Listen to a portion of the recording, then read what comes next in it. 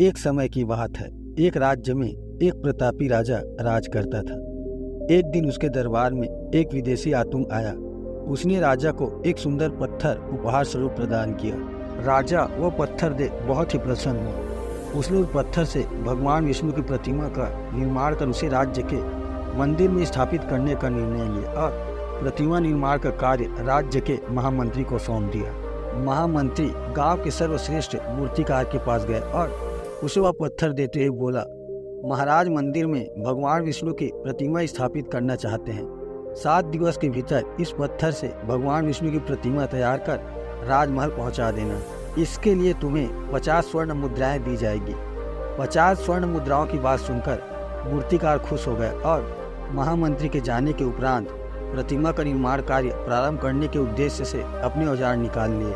अपने औजारों में से उसने एक हथौड़ा लिया और पत्थर तोड़ने के लिए उस पर हथौड़े से वार करने लगा, किंतु पत्थर जस का तस रहा।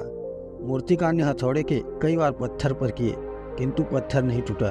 50 बार प्रयास करने के उपरांत मूर्तिकार ने अंतिम बार प्रयास करने के उद्देश्य से हथौड़ा उठाया, किंतु यह सोचकर हथौड़े पर प्रहार करने के पूर्व ही उसने हाथ खींच लिया कि जब 50 बार वार करने से पत्थर नहीं टूटा तो अब क्या टूटेगा।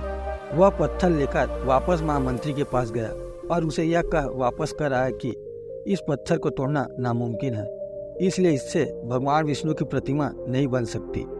महामंत्री को राजा का आदेश हर स्थिति में पूर्ण करना था, इसलिए उसने भगवान विष्णु की प्रतिमा निर्मित करने का कार्य गांव के साधारण से मूर्तिकार को सौंप दिया। पत्थर लेकर मूर्तिकार ने महामंत्री के सामने ही उस पर हथौड़े से प्रहार किया और वह पत्थर एक ही बार में टूट गया। पत्थर टूटने के बाद मूर्तिकार प्रतिमा बनाने में जुट गया। इधर महामंत्री सोचने लगा कि काश पहले मूर्तिकार ने एक अंतिम प्रयास और किया होता तो सफल हो गया होता और 50 स्वर्ण मुद्राओं का हकदार बनता।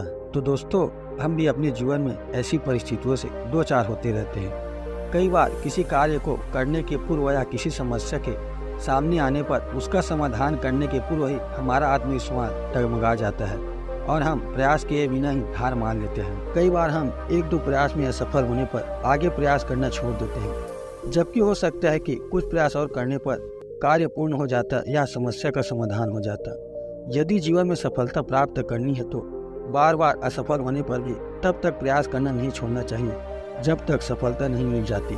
क्या पता जिस प्रयास को करने के पूर्व हम हाथ खींच ले वही हमारा अंतिम प्रयास हो और उसमें ही कामयाबी प्राप्त हो जाए।